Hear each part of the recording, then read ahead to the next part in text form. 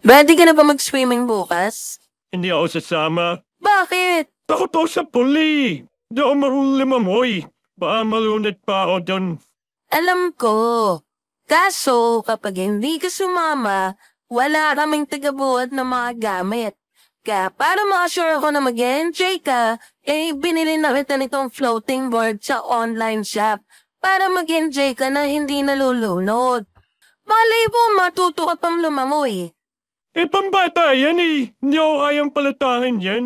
Baka nakakalimutan mo. Stick ka. Kahit na wala nito, lulutang ka eh.